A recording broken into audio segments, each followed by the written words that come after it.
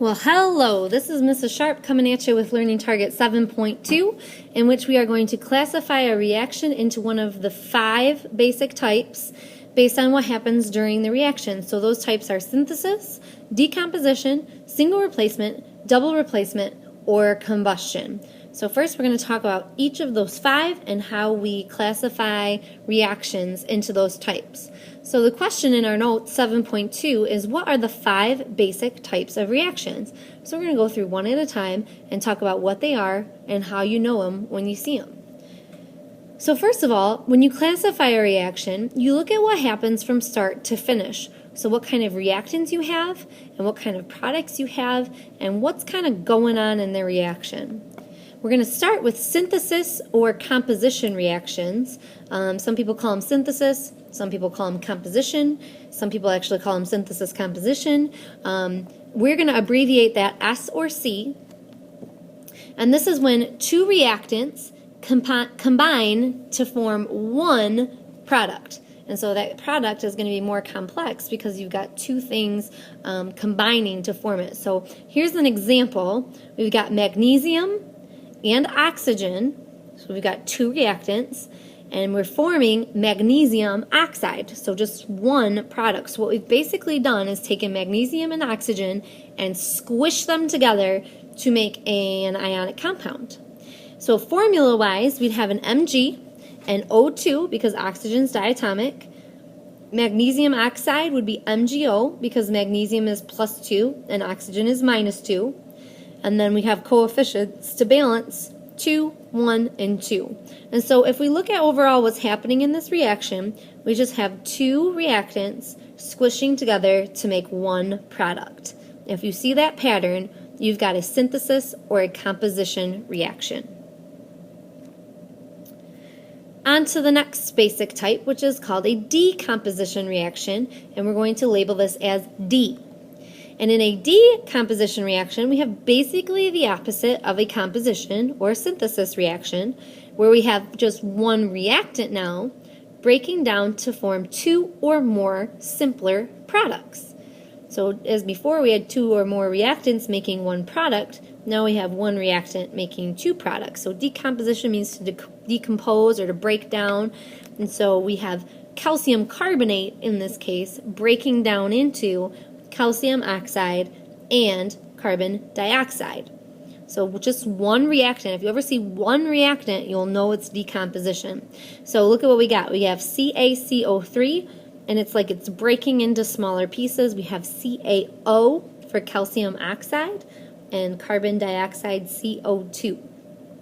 So that is an example of a decomposition reaction where those that compound is falling apart into smaller pieces. So you've got one reactant, 2 or more products. Next, you have a single replacement reaction, or SR for single replacement. This is when you have a free element replacing another element in a compound. So it's like a switcheroo between a free element and one in a compound. So here's an example. Magnesium, which is our free element, plus hydrogen chloride. And magnesium is actually going to flip-flop with hydrogen, and we're going to get magnesium now with chlorine in magnesium chloride. So see how it just switched? And then hydrogen as our free element. That's called a single replacement. So magnesium is replacing hydrogen. These are switching. Now magnesium is in the compound, and hydrogen is free. That's called a single replacement. And so if you're going to look at the formula, here we have Mg, the free element. Over on the other side, we have H2 as our free element. So what you're going to see is a free element and a compound on the reactant side, and a different free element and a different compound on the product side. That's called a single replacement. Things to remember about single replacement reactions. Number 1, the free element is only going to replace the same type of ion it likes to be. So for an example, Cl2 plus NaI. Cl likes to be negative, so it's going to replace the negative part of the compound. So it's not going to switch places with Na because Na is positive. It's going to switch place with the negative part, which is I. So the results of this single replacement reaction would be NaCl plus I2. Also, the element must be more reactive than what it is replacing for the reaction to occur. And we're going to talk about this more later, but eventually you're going to use what's called the activity series chart to figure that out. So for example, if we have potassium plus sodium iodide, potassium would want to switch places with sodium because potassium likes to be positive and sodium is the positive part. So if those two were going to switch, then potassium would have to be more active than sodium in order to do that. K is more reactive than Na. If I tried to do this one, silver would try to replace magnesium. Silver is not more reactive than magnesium, so there would be no reaction. And again, you're going to need a chart to help you know who is more reactive than whom. Right now you don't know that, so it's just something to look out for later. So since silver is less reactive than magnesium, that reaction is not going to happen. Double replacement reactions. In a double replacement reaction, the cations of two ionic compounds are going to switch partners. So look at your two ionic compounds here. You have potassium chloride and lead 2 nitrate. So those are two ionic compounds. And so our cations are potassium and lead 2. So those two things are just going to switch partners. And with those switch partners, we're going to get lead 2 chloride and potassium nitrate. So the cations are just switching places. And that's what our formula equation would look like. Notice that potassium, KCl, now potassium is with NO3 on the right, and PB, which was with NO3 on the left, is now with Cl on the right.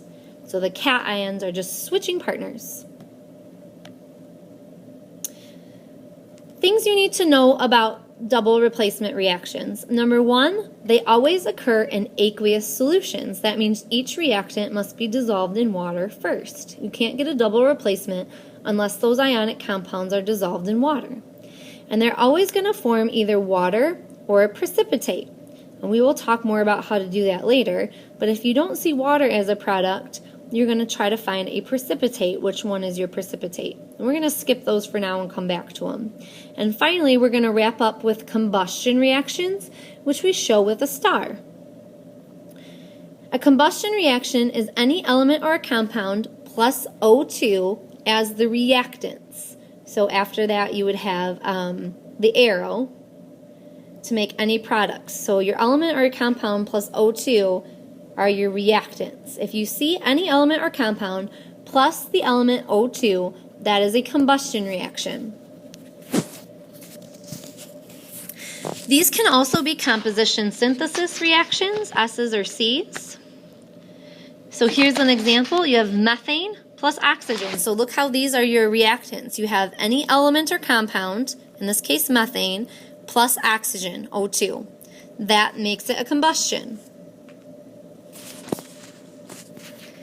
So here you see the formula. You have CH4, that's methane, and then O2, so that shows you it's your combustion, and then you're making carbon dioxide and water.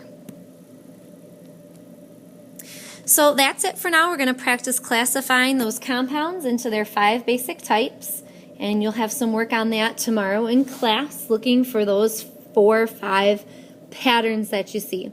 So have a great day, and I will talk to you later. Bye.